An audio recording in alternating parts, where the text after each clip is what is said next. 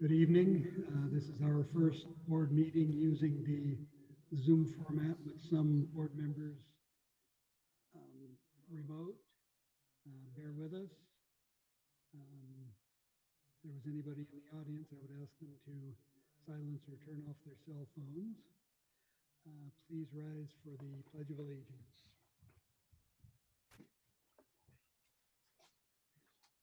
The Pledge of Allegiance to the flag of the United States of America and to the republic for which it stands, one A nation under God, indivisible, with liberty and justice for all.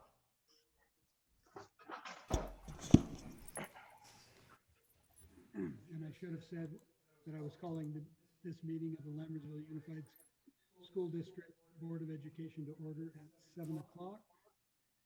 And if we could get roll call, please. Matthew Balzerini. Here. Ann Bonilla. Here. Colin Clements. Here. Sharon Lampel. Here. David Pombo. Here. Ruxar Mohammed. Approval and or corrections to the agenda. There and none. Move to approve the agenda. Second. First and a second, all in favor? Aye. Aye. Opposed? Motion carries. Committee reports. District Advisory Committee, Trustee Lampel. Nothing to report at this time. District English Language Advisory Committee, Trustee Bonilla. The DLAC committee meeting on April 30th has been canceled due to the COVID-19 pandemic. We will reschedule our committee meetings once the crisis has abated. Thank you. Education Committee, there's nothing to report. Facilities Committee, Trustee Clements. We have not met since the last school board meeting. The next meeting is scheduled for May 14th, right, Trustee Lampel? Yes. Thank you. Policy Committee, Trustee Bonilla. We do not have any policies that we're reviewing right now. We're just on status quo right now. Thank you. Safety Committee, Trustee Balzerini. Nothing to report. Thank you. And there's also nothing to report for the Wellness Committee. Governing Board reports. Trustee Bonilla. I continue to be impressed by the professionalism and dedication of the district faculty and staff. My heartfelt thanks go out to the dedication exhibited by the maintenance and food services staff and all administrative staff who continue to work daily to ensure students have food and to ensure facilities are clean and that the schools continue to run smoothly. Thank you also to the teachers who continue to work tirelessly to ensure that students have engaging online lessons and engage in activities to lift their spirits, such as the drive-through neighborhood parades. The Lammersville Unified School District continues to lead the way in San Joaquin County, and our forward-thinking policies have ensured that this has been a rather seamless transition during these challenging times. So kudos to all. That is all I have to report. Thank you. Trustee Lampel. I couldn't have said it better than Trustee Bonilla did, but I also want to add something that while we say the transition was seamless, I'm sure for the teachers, it didn't feel seamless. A lot of work went into assuring that our students are receiving the best education possible. I also want to applaud our whole community, including the sheriff, on allowing our teacher parades. Not all sheriff's departments are allowing that. So some communities are being told, no, you can't do it. So I appreciate all the cooperation we get from the entire community. There were comments on Facebook of, some of us work at night, what's all that noise? And when they found out what it was, they were like, oh, that's okay. So the community understands why our teachers are doing that. I'm sure the students appreciate seeing their teachers. I just think it's great, and kudos to everyone. This is uncharted territory we're in, and our staff is really pulling it together. So thank you to everyone. Thank you. Trustee Balzerini. I'll echo some of the comments that have already been made. I've been having a lot of conferences with CSBA using Zoom as well.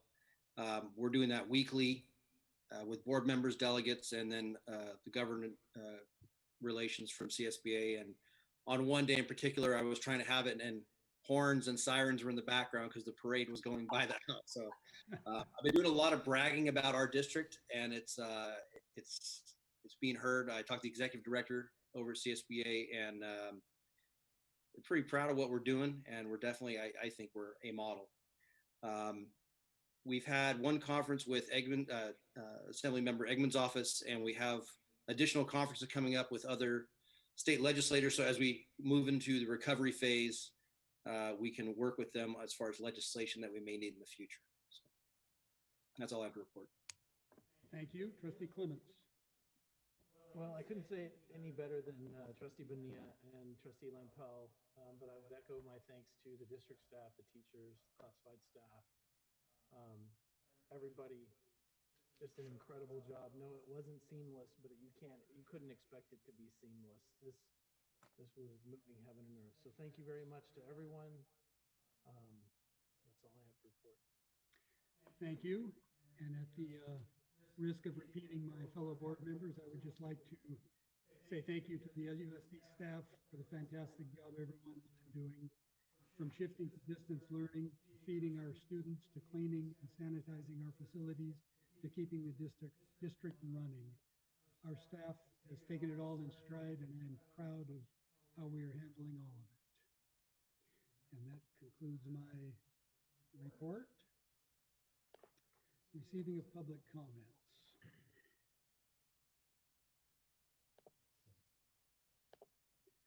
Computer's acting up. The board shall give the members of the public an opportunity to address the board either before or during the board's consideration of an agenda item. At a time so designated on the agenda, members of the public may also bring before the board matters that are not listed on the agenda of a regular meeting. The board may refer such a matter to the superintendent or designee or take it under advisement, but shall not take action at that time.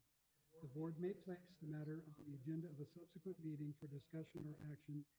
Individual speakers shall be allowed 3 minutes to address the board on each agenda or non-agenda item. The board shall limit the total time for public input on each item to 20 minutes.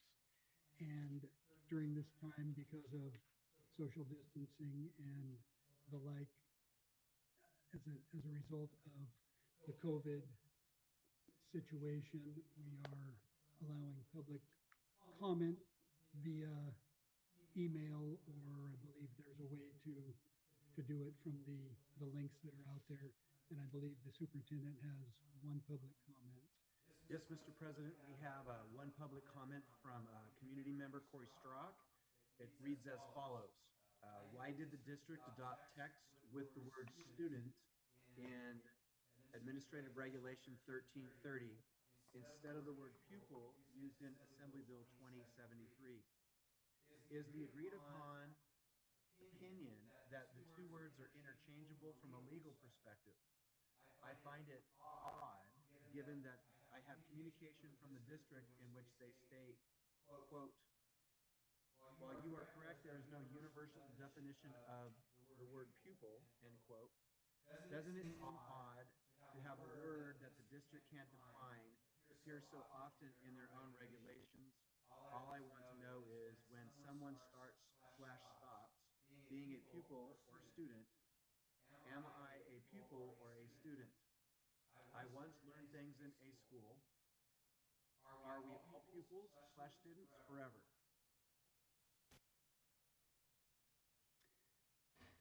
Thank you, Mr. Strock, and thank you, Superintendent Nicholas. Moving on to consent items for consideration. Governing board meeting minutes from the regular meeting, March 18th, 2020. Although there's a typo that I'm seeing that says 2019, but I know that's wrong. Do I have a motion?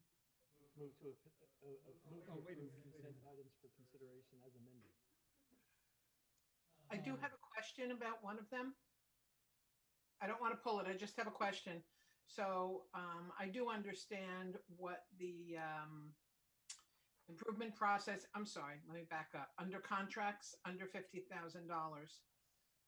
What exactly is this person going to be doing? I do understand what the disproportionality is, but what will they be doing to help us get reduce that disproportionality?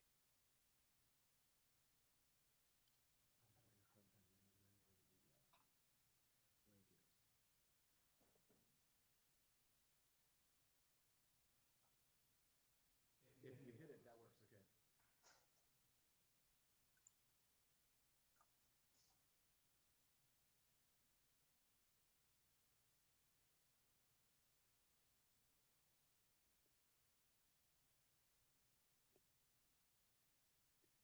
And while the superintendent is reviewing, I'm going to restate what I said. Item 7 is consent items for consideration, governing board meeting minutes from regular meeting of March 18th, 2020, ratification of budget revisions, and orders from March 2020, contracts under 50,000, ratification of 2019-2020 new hires, ratification of 2020-2021 new hires, ratification of 2019-2020 resignation, and single plan for student achievement, Lammersville Elementary School. Is there anything that anyone would like to pull or have further clarification on? And Do I need to restate my question? I think we're good. Okay. Trustee Lampel has asked for clarification. So my understanding is we're required to have a technical assistance, and that contract would be for technical assistance for disproportionality. Trustee Lampel.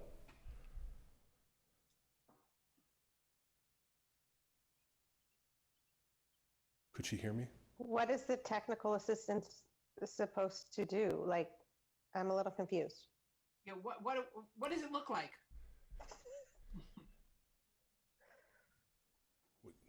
What did she say? I didn't.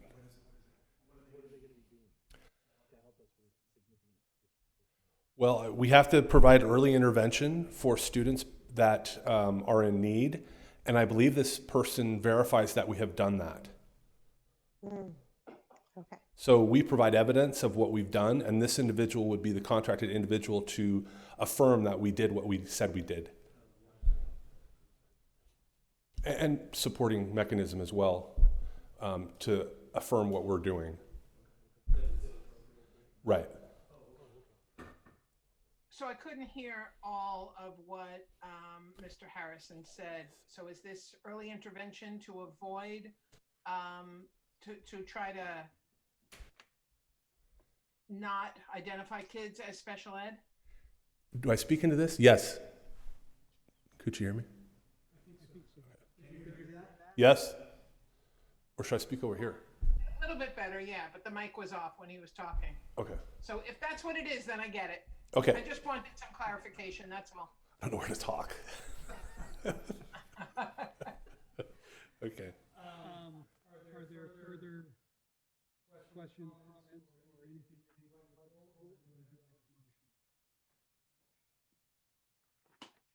I move to approve the consent items for consideration as amended.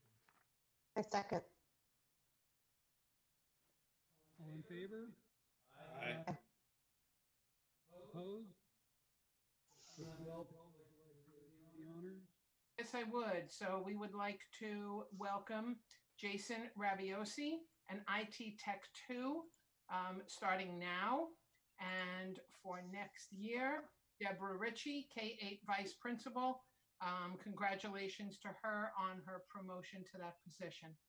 So welcome to both of them. Welcome.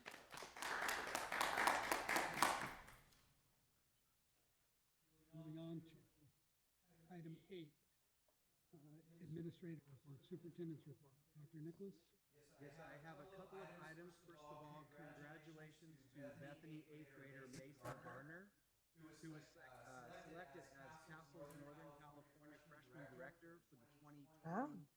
2021 school year. This was voted on remotely as the conference was canceled this year. But according to Mrs. Bingo, Mason is an amazing young man who will shine at Mountain House High School. Bethany Elementary also received Castle's Outstanding Leadership Program. So kudos from her and all of us to Mrs. Gates, your parents, and the leadership students who have earned this acknowledgement. Second of all, on Friday night at 8 o'clock, there's going to be a driving parade called Be the Light. It's a senior class acknowledgement for the students who are kind of having the springtime of their senior year ruined by the fact that we're not running a normal program. Basically, there's going to be a driving parade through a portion of the campus, similar to well, it's a parade, and they'll go through and wave, and it's just something to get the kids out a little bit, acknowledge them, and let the adults at the high school connect with the kids and vice versa. April 17th at 8 o'clock. And again, the social distancing is they're in their car driving through parade style, as I understand it. I have a question on that. Maybe the answer is maybe not. Well, are the students going to be in their cars? Correct. So everyone will be in their cars. Everyone that participates in their cars. Correct. So the students are going to drive through it and behind the stadium. Mr. Harrison brought this to me today, and we're very excited about it. I think he knows a little bit more of. So a few of the adults, like the principal and the associate principal, will be on the side there. They're going to decorate the path that they're going and hoot and holler, but everybody will be socially distanced aplenty. At least the adults that'll be there. Everybody else will be in their cars. So Are they going to drive through the town like the individual schools did? Correct, but in this case, they're driving through the parking lot. Okay. So I think it's an effort for older kids to get a little love. Yeah. And then thirdly, I wanted to speak to our food service staff and our director, Bernie Hill, and the excellent work that they're doing. I know the board members have acknowledged them. I go out frequently to the lunch service. Today was the first day that we moved from a everyday service, which we were feeding about 1,100 lunches a day. And now we're moving, which is very common now, it helps with social distancing, to our staff working to get out 5 meals or a week's worth of meals to families. We ran into a couple of circumstances today that were unique. One, we had a significant turnout, greater than was anticipated, but I want to stand by the work of our food service department, the analysis they did and the amount of food they made based on weeks worth of work with the community on serving free lunches to all people under the age of 18. We believe, and we haven't scientifically studied this, that the combination of the first time we did it, a local school district being on spring break, and the popularity of the quality of food led to a significant number greater than what we had anticipated. So there were some folks when we ran out of food who were disappointed, and for that, as a superintendent, I apologize.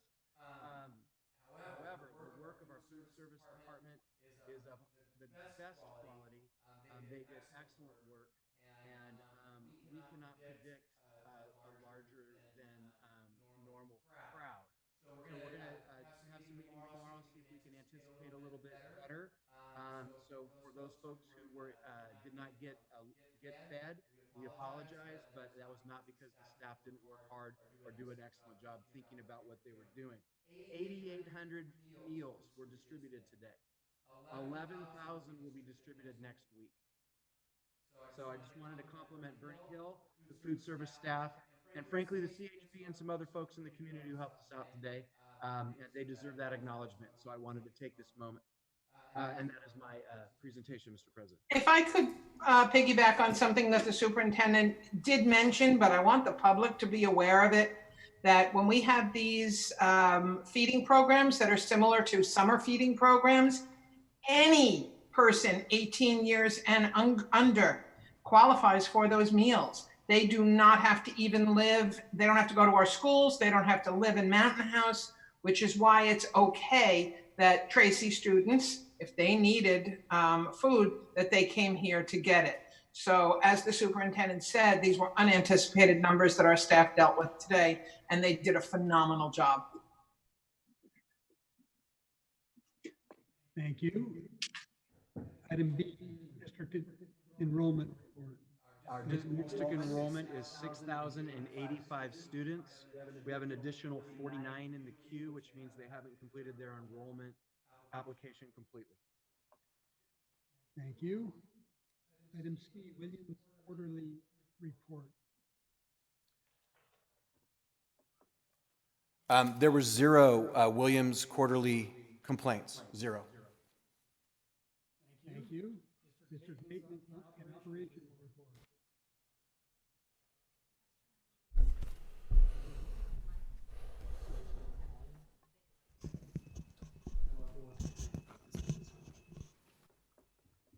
Board President Pombo, trustees, thank you for having me. I will be in lieu of Mr. LeGrand tonight. Mr. LeGrand attended the Cordis PDC warehouse construction meeting on April 1st and today. The warehouse is complete. There have been some delays in the approval process with the county for the warehouse racks. We are currently waiting on comments back from the fire inspector. We expect those comments back on April 24th. If she signs off and gives us final approval, then we can proceed with the rack ordering and install of items in the racks. Install would not be until the first week of June. We will start unloading the containers at Lammersville once the racks are installed. Work at Cordis and PDC is still moving along as planned in spite of the COVID-19 pandemic. Playground equipment is arriving next week. Grass has started to sprout on the east field. We saw that today when we went and looked at the buildings. They are working on the JV baseball field right now, grading infield mix. Hydro seeding should happen in about 2 weeks on that field. Work started this week on all the covered walkways on campus. Work on the scoreboard, bleachers, and shot clock started today in the multipurpose room. Seal coat and striping of the PDC parking lot is scheduled for May 15th. There have been a few delays in material deliveries, but the team is working around them and keeping the project moving along and on schedule. With the school shut down for the remainder of this school year, our custodial staff has started all of their summer deep cleaning activities at all sites. Top to bottom cleaning of all classrooms has been completed. They are starting to clean furniture where they can. There are some items that were left behind because we kind of left in a rush. So some things have to get picked up before we do the rest of the furniture. They're cleaning the carpets, waxing the floors. Weekly reports are being sent to M&O office every Friday so that we can keep track of what's going on and who is completing what projects. The maintenance staff have been using this time to catch up on work orders at all sites. All of the HVAC units in the empty buildings on campuses have been shut off to try to save energy during this time when there's nobody in the rooms. Our grounds company is still working, but they are under some severe restrictions that they must abide by. They are as follows. They are not allowed to mow unless the grass exceeds 5 inches. They can justify mowing at that height because it is seen as a pest control issue at that point. They are not allowed to put more than 2 people in a truck, so you may not see full crews out at our school sites working on our school sites. Usually there's 4 to 5 people working at our school sites. They are not allowed to do anything cosmetic, which takes them away from mowing, edging, and pruning. They are allowed to do things that are seen as safety issues, such as clearing pathways. They are allowed to do irrigation work since it is seen as a safety issue. Jimmy's been talking with the branch manager weekly to figure out workarounds and figure out how we can still keep our sites looking great. Field renovation started last week for Lammersville and Cuesta. The Lammersville West field was finished last Friday, and the fields at Cuesta will be completed by this Friday. Staffing update, they have 2 openings at the high school, and the lead custodian position at Cordis has been posted internally and has now closed. Interviews will happen shortly. Thor will be happy to answer any questions. I have a question. With the groundskeeping company, has there been any discussion about adjusting the payments or the contract to reflect the lowered work input? We have not. The crew that came today to this facility was the same crew that they would send normally. I think that Jimmy and management are finding ways to work around it with two-man teams coming in two separate trucks. We would have to evaluate where we are.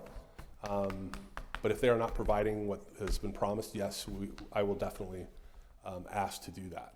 Anyway, I realize that it's through no fault of their own, but if we're not getting what we paid for, then. Yes, sir. Okay. Thank you. Any other questions? Further questions or comments by the board?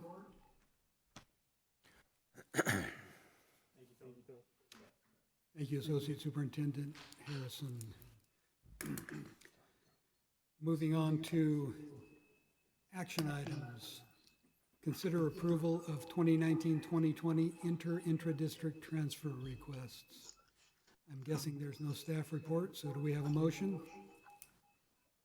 Move to approve 2019-2020 inter and intra-district transfer requests. I'll second.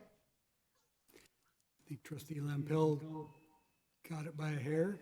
Are there any questions or comments? Having a first and second, all in favor? Aye. Aye. Opposed? Motion carries. Item B, consider approval of 2020-2021 interdistrict transfer requests. Do I have a motion? I'll move for approval of the 2020-2021 interdistrict transfer request. Second. All in favor? Aye. Opposed? Motion carries. Item C, consider approval of updated board bylaw 9250, remuneration, reimbursement, and other benefits. Staff report? Yes, this is the formal action tied to an info and discussion item from our previous board meeting. The net result would be a 5% increase in the board stipend moving forward. Any questions or comments by the board? Do I have a motion? I'll move to recommend approval of the updated board bylaw 9250, remuneration, reimbursement, and other benefits. I have a second.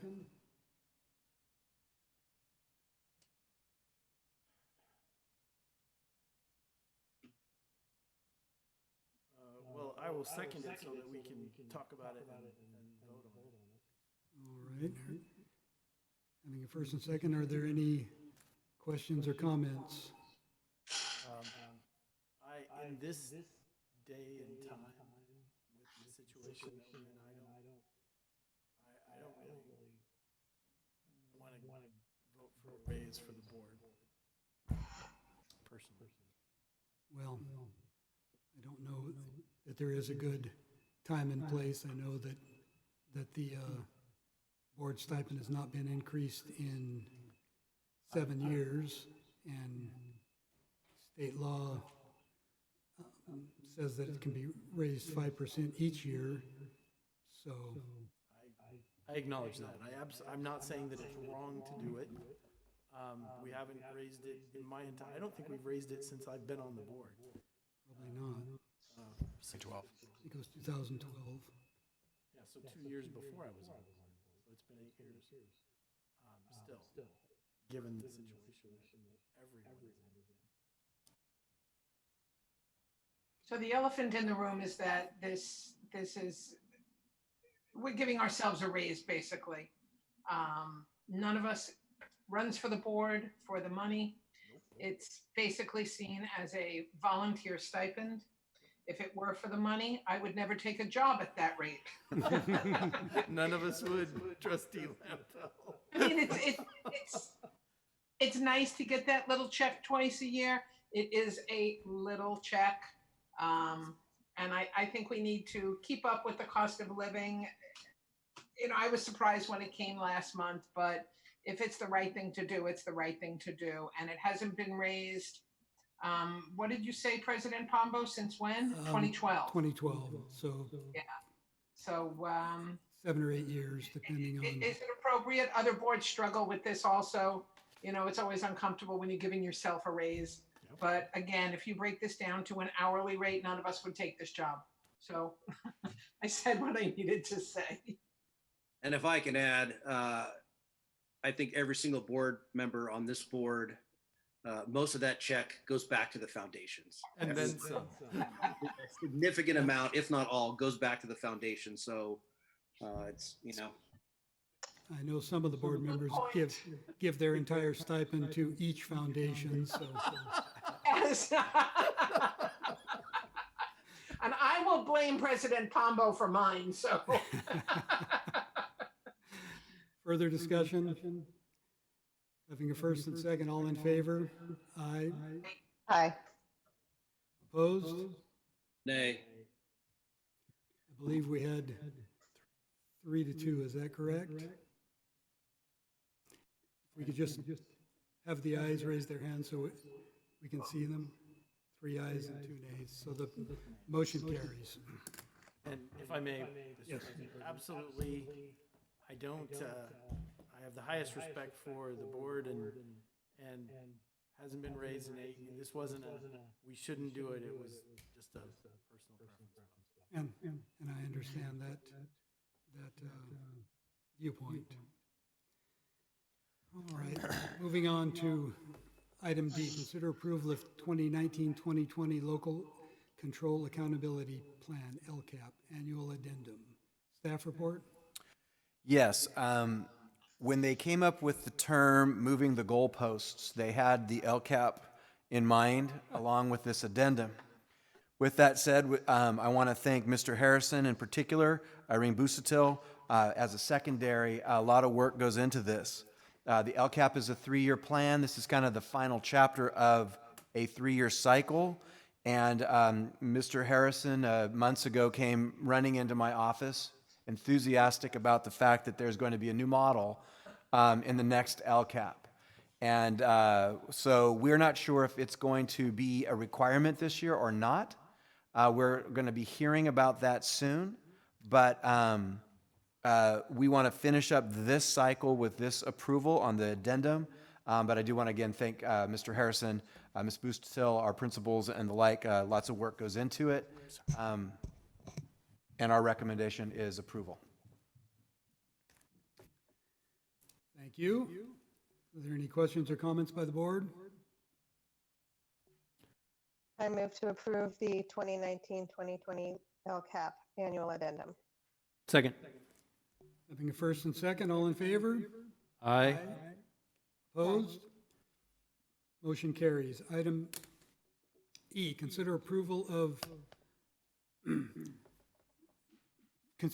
to renew the 2020-2022 preschool before and after school services agreement at Altamont and Cuesta Elementary Schools with Montessori Schools of Tracy, Inc. Staff report? Yeah, this is a long-standing relationship. These two schools have worked with this organization for a while, and this would we recommend renewing this relationship and contract. I'll move for approval to renew the 2020 through 2022 preschool before and after school services agreement at Altamont and Cuesta Elementary Schools with Montessori School of Tracy, Inc. Second. Trustee Belzerini got the second on that one. Having a first and second, are there any questions or comments? All in favor? Aye. Aye.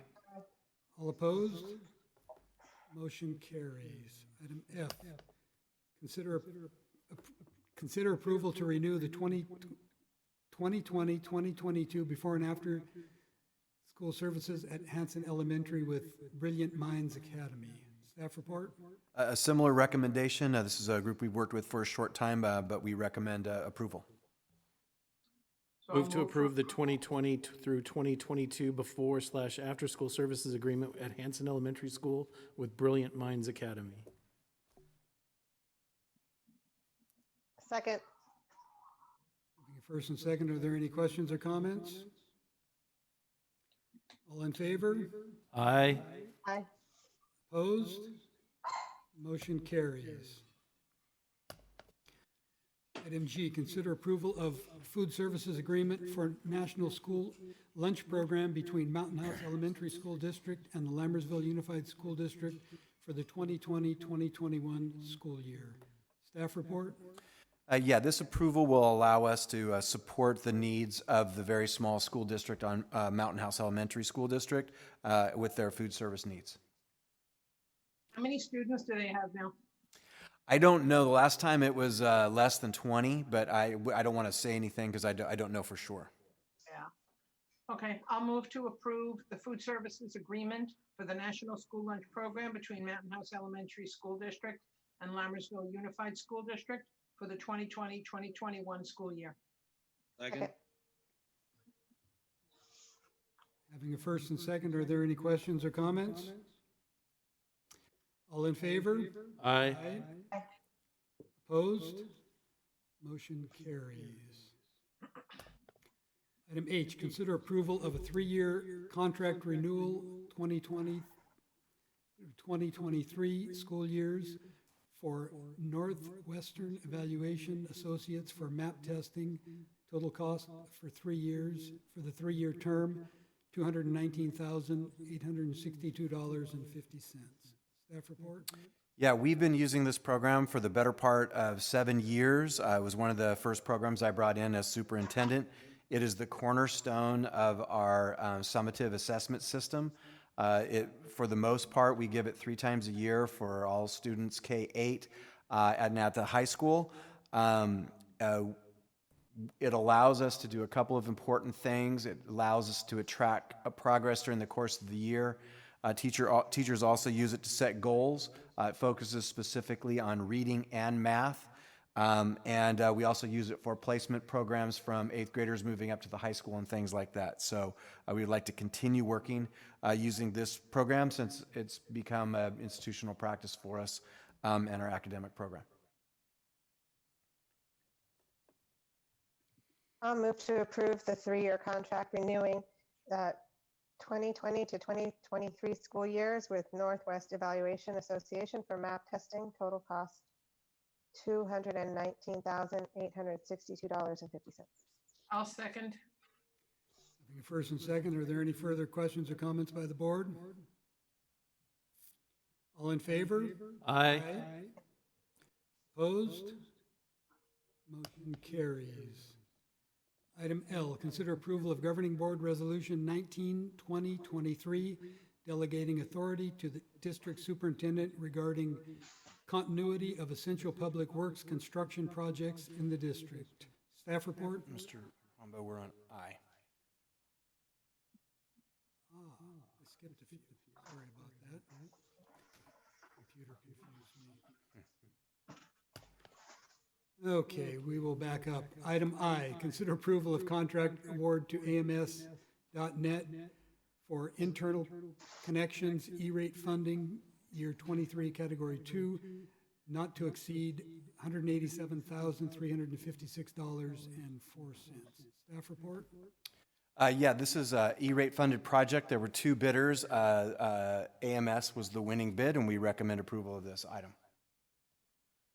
Move to approve contract award to AMS.net for internal connections, E-rate funding year 23, category 2, not to exceed $187,356.04. Second. First and second, are there any questions or comments by the board? All in favor? Aye. Opposed? Motion carries. Item J, consider approval to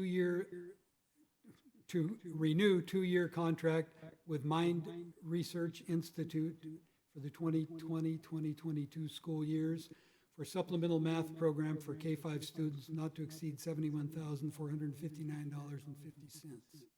Staff report? Yes, this is a supplemental math program we've been using. It teaches math concepts. It's very popular with the kindergarten through 5th grade students because it really has to do with Gigi the penguin having to get from the left side of the screen across the screen. But what it really does is it teaches kids to solve puzzles related to math concepts. We recommend approval. And I have witnessed students in various classrooms throughout the district having fun with the penguin traversing the screen. I'll move for approval to renew the 2-year contract with Mind Research Institute for 2020 through 2022 school years for supplemental math programs for the K-5 students. I'll second. Having a first and second, are there any questions or comments by the board? All in favor? Aye. Opposed? Motion carries. Item K, consider approval of the 2019-2020 seniority lists. Staff report? Yeah, this is a formal act. This has been reviewed by both of our unions and approved by them, so we recommend approval.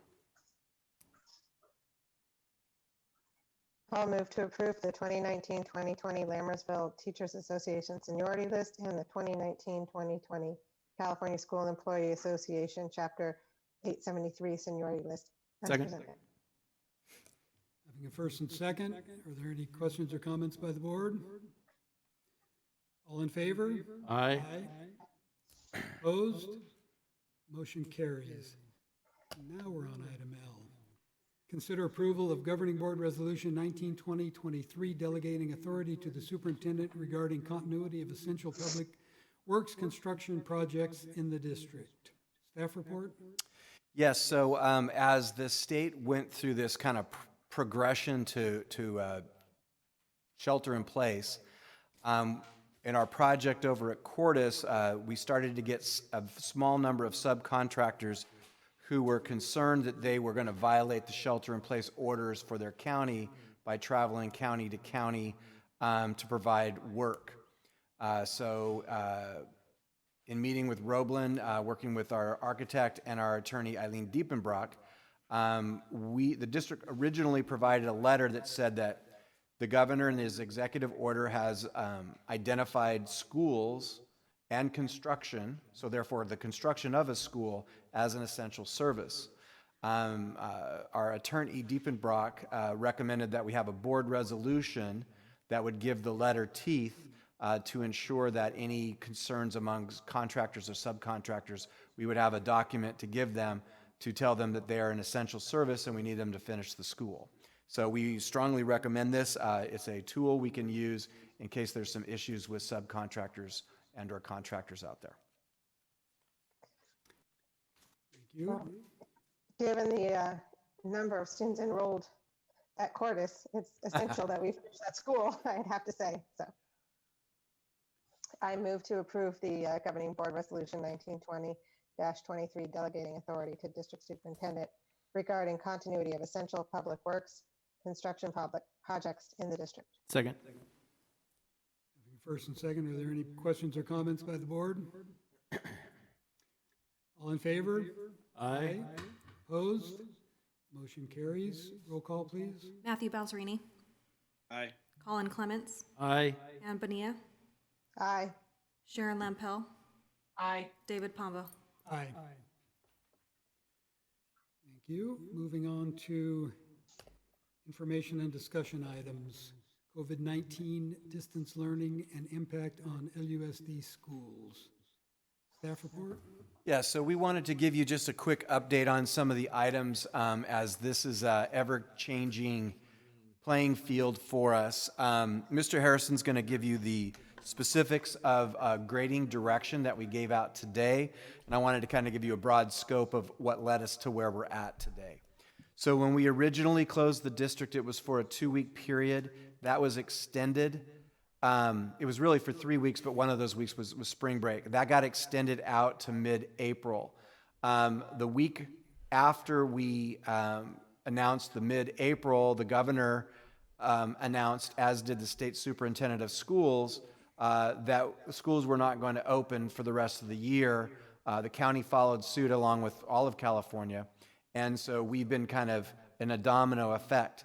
Our original plan with the distance learning was let's roll it out, let's train our teachers, let's get the kids on it, and let's learn what we're doing, take the pressure off, And again, as the board members have all said, the teachers' transition to this, the kids' transition to this was exceptional. We were up and running in 2 days, so that went very well. The shift today or this week was when we decided to close the school year down. That gave us a 6 or 7 week window in order for students to be doing their work. And the concern is now that there's no school comeback thought, what are the rules of engagement for the last 2 months of school? And so we wanted to up the ante in terms of expectations so that there would be as little flaking as possible.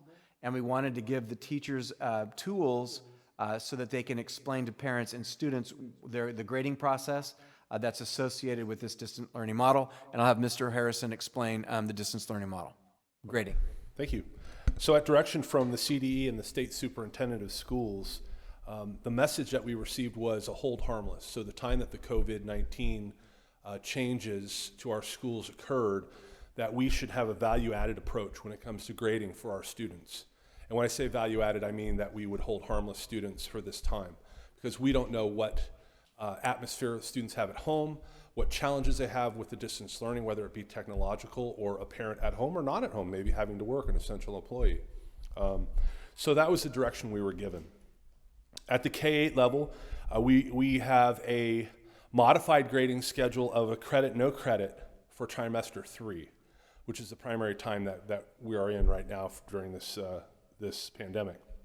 And then for grades 9, 12, we have a credit, no credit as well for quarter 4. But with the 9, 12, we changed it up just a little bit to allow students to ask for a letter grade. And the reason that we did that is the UC and CSU system indicated that we will take credit, no credit. But that's California. We have a lot of students that want to go out of state, go to schools that are in private schools and public schools out of state.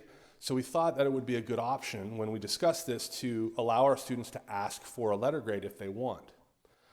So that will be done through a process the high school will delineate for students that ask for a grade for the second semester. I have a question about that. If they ask for a grade, can they ask for a grade in English, but a pass, no pass in math? Yes, at high school, yes. So they can pick and Question off. choose. So will the teachers be changing their grading policy? Because I know, many teachers would give a certain percentage for participation, and nothing looks the same right now. Yeah. So I'm curious as So- to how the teachers are going to assign a grade.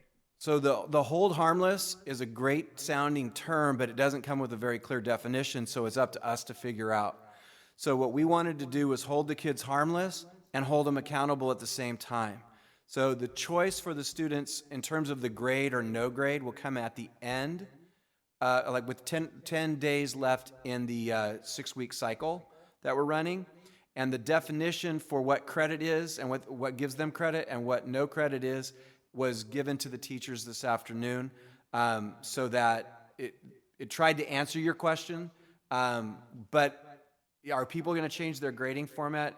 Absolutely. I mean, it's inevitable because of the nature. Now, the advantage that we have is we run the high school through Canvas, and they're used to interacting through a medium and our learning management system. And so that's why part of the seamlessness was the fact that we use Canvas already. But we wanted to give direction to the teachers to give them both a carrot and a stick, depending on kids, how kids are motivated. But also, we sent a letter out to the parents to help them motivate their kids in this credit, no credit dynamic and with definitions. Okay, it was really just, something that we need to be thinking about. The teachers need to change for the kids that are requesting letter grades, that the teachers are going to have to think about changing their grading policies. That's all. Correct. Yeah. And just one last point, we had put this all together, and then late yesterday, I believe, CSU and UC set out what their definition was of credit, no credit, which changed completely what we were doing. So I can't say that tomorrow something new is not coming. So, but we're doing the best we can in this dynamic. While flying the plane and building it. If I may Let's add to not the that Lammersville way. piece, one of the messages we're delivering to parents is your student needs to keep up with the work because A, you have to keep up with the standards for your grade level, or B, you have to keep up with the coursework to go to the next course next school year. So that's a part of what we included in the letter to parents and information to teachers is, look, your children have to keep up. They need to go to school when it's time to go to school so that they continue their learning. So we prevent gaps. So. I've heard parents comment, not necessarily in this district, but just parents say, I'm not going to make my kids do any of this stuff. Why? It's silly. And the only people they're hurting are their kids, because their kids will lose out on that learning opportunity. They'll be behind next year and so on. So the only people that they're not hurting the teachers, they're not hurting the district, they're hurting their own kids. And that's what they need to think about. Our standards build upon by grade level. They build upon themselves in any of the subject areas. Our courses at the high school build upon themselves. Whether it's math or some of the CTE courses, they build upon each other. So they need to do their work. And that's the message that we gave them. And I can tell you from the CSBA front that they're working with the SBI to try and get a clear definition on that. Thank you. As soon as you get us, let us know, because Comes up on every single call. That's the every single board member wants to know. So they're on it. and then in terms of food service, we kind of talked about it earlier, but I felt it needs to be said again. Our food service team, led by Bernie Hill, are doing a great job. We will continue to provide the one time a week on Wednesdays for a week's worth of food. Next week will be the next time we do it. We'll learn from today, and hopefully we won't have cross-community participation.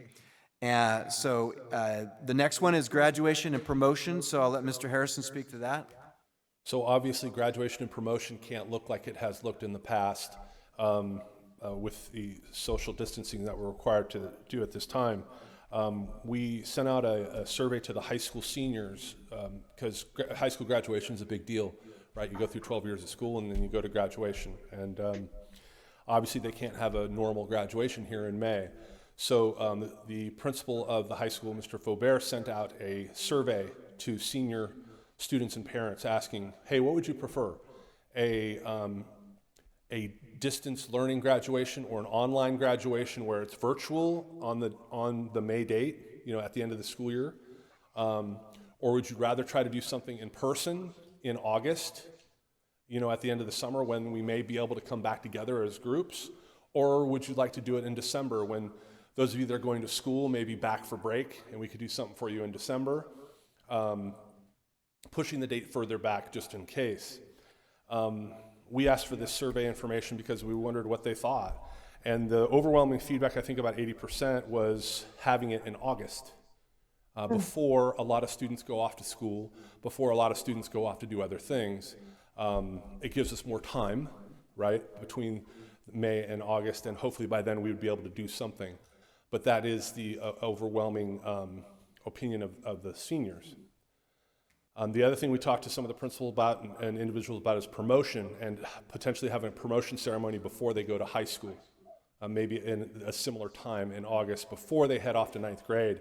Hey, here's your promotion ceremony. You're going into ninth grade. Congratulations. It would be a little different than what they're used to, but at least you still recognize the students promoting from 8th to ninth grade. I had something occur to me, and maybe it's not workable, but assuming that we have something at the high school in August similar to what we've had in the past, there will be chairs and a stage and that sort of thing, possibly having a joint promotion for the 8th grade where all the 8th graders come. We have the tables, the chairs and the stage set up, and we do something similar to what the high school graduation would be for all the seniors or all the 8th graders to come through and be promoted. Not sure if that's something that's workable, but We had talked about that, and the dilemma would be, so you've got, 450 8th graders? Yes. So That's bigger than the senior class, and there's multiple schools, so we had talked about that. We thought, and again, we can gather more information, it's a long ways away, but the idea of having them do the ceremony at the school site as a congratulations, you're going to the 9th grade made more sense because it was a goodbye to a hello, but that was where we left the conversation. But it did get discussed, that same concept. So as Mr. Harrison was speaking, I was thinking if we couldn't do, you know, a goodbye from the elementary school, maybe we could have something at the high school the day before school starts to welcome them to the 9th grade. Kind of do a ceremony on the other end. Just an idea. And I did also have an idea to share with the group. A constituent shared this idea with me that they could have a drive-through graduation, which I thought was very interesting. I mean, so the drive-through graduation would be that Mr. Faubert and his staff could be on the stage reading out the names, reading out the awards, and then the students and their families could attend in their cars, and they could decorate their cars instead of their hats, and it was just a thought. But I just thought I'd just throw that out there in case come August we're still in this boat. We need to come up with something creative. Good idea. Yeah, I think this is the definition of a moving target, so. And then the last one is we have a very generous K-8 summer school program, a credit recovery program with some opportunities for kids to accelerate, and an ESY special ed mandatory summer school. So we had a discussion, and there's the K-8 summer school doesn't make sense to run it this summer because of social distancing, but it made sense for credit recovery at the high school, and that we would consider putting ESY on the high school campus, have one administrator oversee both, because there's there's 13 kids in the ESY program. Mr. Harris can explain why the summer school at the high school would still be able to work with the concept of social distancing. We use online learning for summer school. Historically, students had to come in to take exams and things of that nature, or see the teacher when they needed help. But the high school feels like they can do that with distance learning. They already are set up for it, and the pivot would be very easy because it's a very little change to what our summer school already offers. So the high school summer school, I think, is easily doable.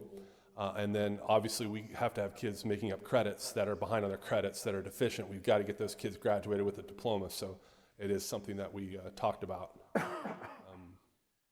moving forward. And the last piece is there was it was almost aspirational email that came out of the CDE about funding sources coming in to support having summer school to try to make up some of the time that's been lost with distance learning. Trustee Balzerini, are you hearing anything through CSBA regarding state funding or federal funding coming in targeted directly for summer school programs? Not yet. I will ask. Okay. Can I ask how the ESY program for the K-8 students will be handled at the high school with distance learning? Do you have any ideas? We haven't figured that out yet. That's still on the design board. But that, as I understand it, is a mandatory. Yeah, we have to do something. It's in their IEPs. We have to do something. It could be a distance learning model like we're doing right now with the teachers that are in charge of ESY, but we haven't established that model yet.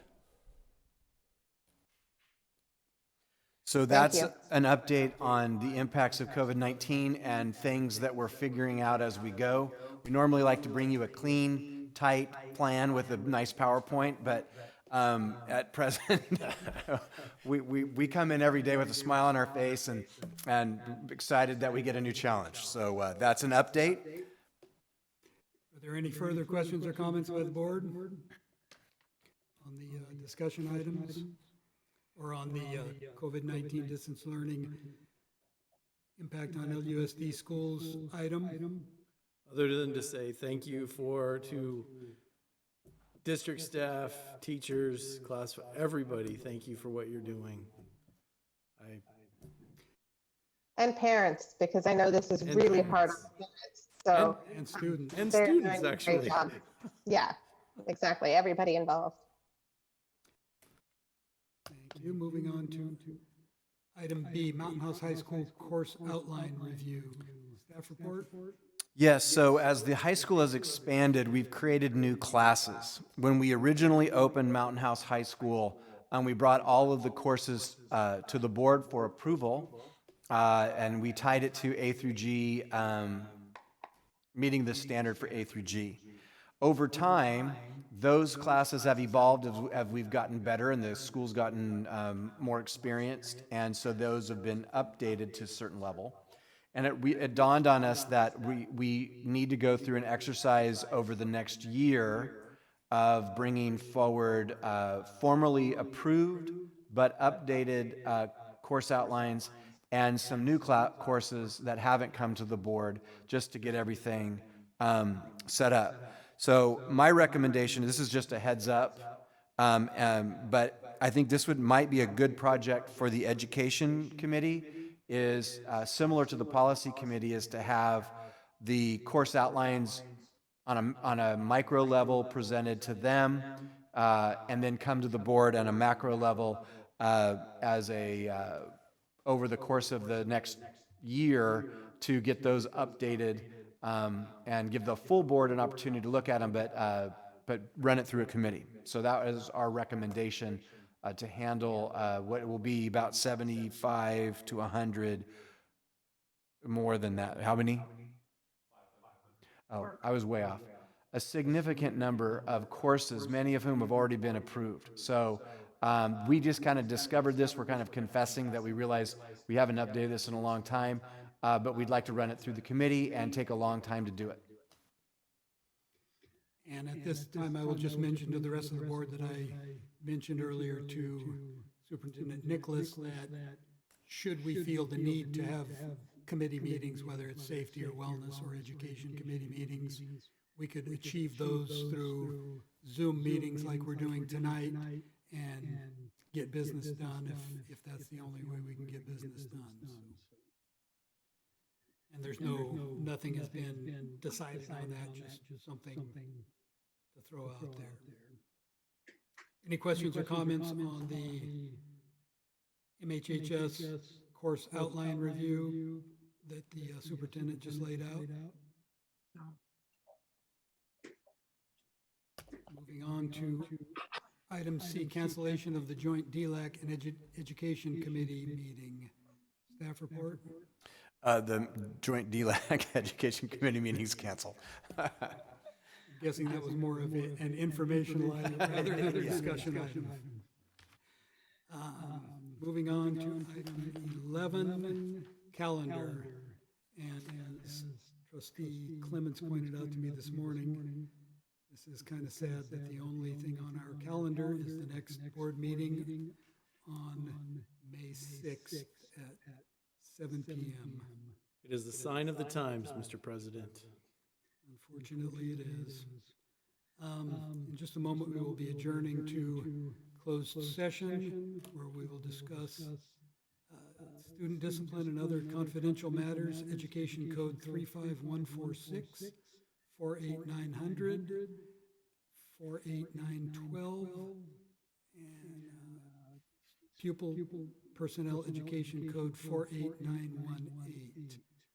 We'll also consider approval of a partial leave of absence for certificated employee number 123660 from 7/1/20 to 6/30/21.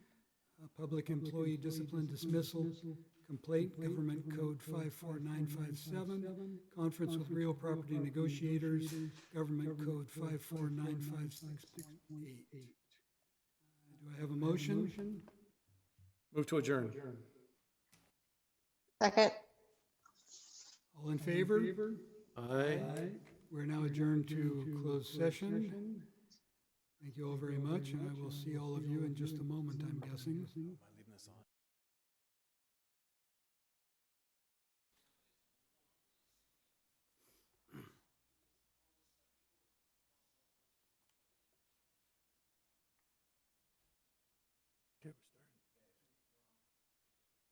All right, we are returning to open session at 8:42 PM. Closed session, student expulsion 19-20-11. Board took action on a motion by trustee Balzerini and seconded by trustee Clements to approve the staff recommendation of expulsion of student number 192011 for violation of board policy 5131.6 and education code 48900C. Education code 48915A1C for the spring of the 2019-2020 and the fall of the 2020-2021 semesters by the following vote. 5 ayes, no nays. Closed session, item A2, student discipline and other confidential matters.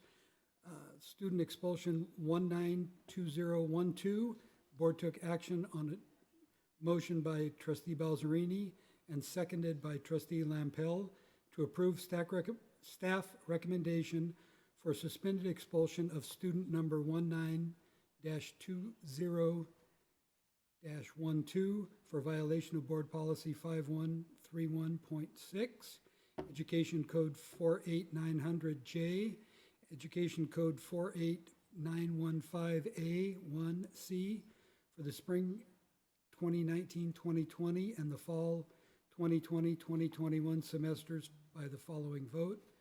5 ayes, no nays. Item 3, student expulsion student expulsion 19-20-13. Board took action on a motion by trustee Lampel and seconded by trustee Bonilla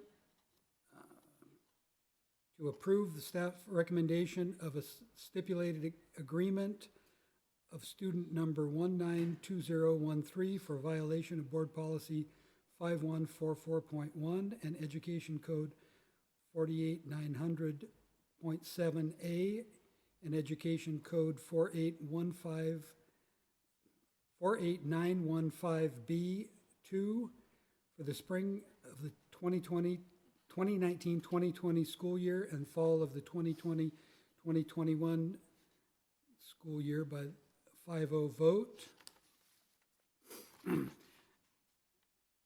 Action in closed session. Item B, consider approval of partial leave of absence for certificated employee 123660 from 7/0/20 to 6/30/21. Board took action on a motion by trustee Bonilla and seconded by trustee Clements for a partial leave of absence for certificated employee 123660 from 7/1/20 to 6/3/21 by a 5-0 vote. And that concludes the reporting out from closed session. Do I have a motion? Move to adjourn. Having a first and second, pardon? Sharon, I think. Did you second, Sharon? Oh. All right, a first and a second, all in favor? Aye. We are now adjourned. Thank you, everyone. Have a good night. Stay safe and stay healthy, and we'll talk soon.